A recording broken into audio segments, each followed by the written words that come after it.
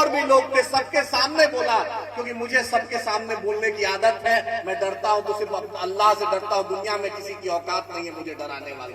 सबके सामने मैंने विधायक जी को बोला कि आखिर कब तक चुनाव लड़िएगा?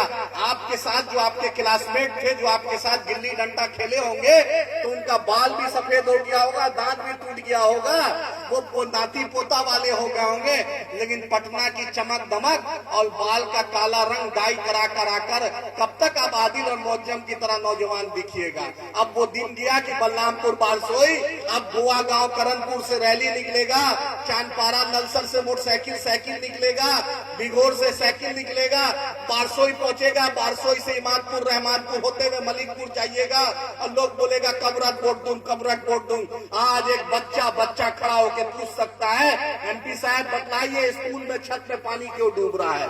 आज एमएलए से सवाल कर सकता है कि एमएलए साहब बतलाइए कि हमारे सड़कों की स्थिति, हमारे पुल पुलिया की स्थिति इतनी बदहाल क्यों है? इसी बात की तायीद करने मजलिस इत्तेहादुल मुस्लिमीन बैरिस्टर असदुद्दीन ओवैसी साहब, अख्तर उल ईमान साहब, आफ्ताब साहब और अकबर ओवैसी साहब ने सीख दी। इसीलिए हम आपके बीच आए। फैसला आपको करना है। हमें फैसला ये नहीं करना है कि आदिल जीते, कि इमरान जीते, कि मौजम जीते, कि शम्स आगाज जीते। हमने एक फैसला ले लिया है कि इस बार मजलिस इत्तेहादुल मुस्लिमीन इंशाअल्लाह जीते। हमारी पार्टी एक है, हमारा झंडा एक है, हमारा एक ही निशान है, पतंग है।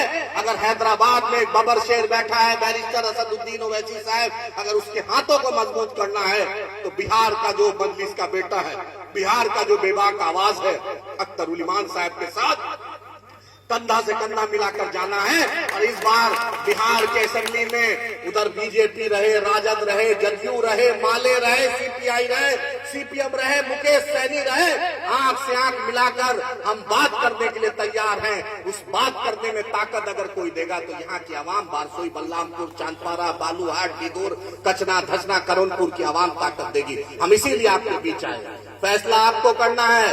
हम ये नहीं बोलते हैं कि हम संगे मरमर बिछा देंगे, हम ये नहीं बोलते हैं कि रात में 24 घंटा में आपकी तकदीर बदल देंगे, लेकिन इंशाअल्लाह ताला याद रखिए, अगर अल्लाह ने मौका दिया इंशाअल्लाह तो बलरामपुर बारसोई का बच्चा पूरे हिंदुस्तान में अगर कहीं भी रहेगा तो उस बात का एहसास होगा कि उसका बड़ा भाई मजलिस इत्तेहादुल मुस्लिमीन का बैरिस्टर असदुद्दीन ओवैसी साहब, अकबर साहब, अख्तर उल ईमान साहब और आदिल हसन हो या मौजम साहब हो, मजलिस का कोई न कोई सिपाही उसके साथ खड़ा होगा। इसीलिए हम आपके बीच आए।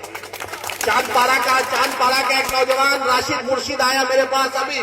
मुर्शिद ये नौजवान है, इसके फालिद मोहतरम 2024 में इलेक्शन के वक्त गार्ड की, होम गार्ड की नौकरी करते थे। सिवान में इलेक्शन के दौरान ड्यूटी पे गए और वहां पर वो मरहूम शहीद हो गए, एक्सीडेंट में इंतकाल कर गए। बतलाइए विधायक जी, चांदपारा से शिवानंदपुर की क्या दूरी है?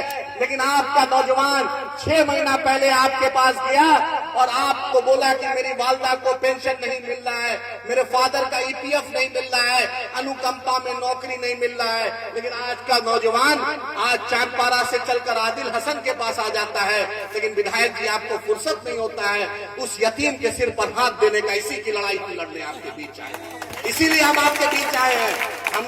मैं सुप्रीम कोर्ट में एडवोकेट हूँ, मैं आपके सामने पता कर लीजिएगा, सुप्रीम कोर्ट में जो कमाई होती है पूरे सीमांचल के 24 एमएलए का तनख्वाह अल्हम्दुलिल्लाह, एक आपके भाई का अगर सुप्रीम कोर्ट में रेगुलर प्रैक्टिस कर ले तो उस तनख्वाह हक हलाल का तनख्वाह से उससे ज्यादा होगा। वो आपके भाई को अल्लाह ने मौका दिया।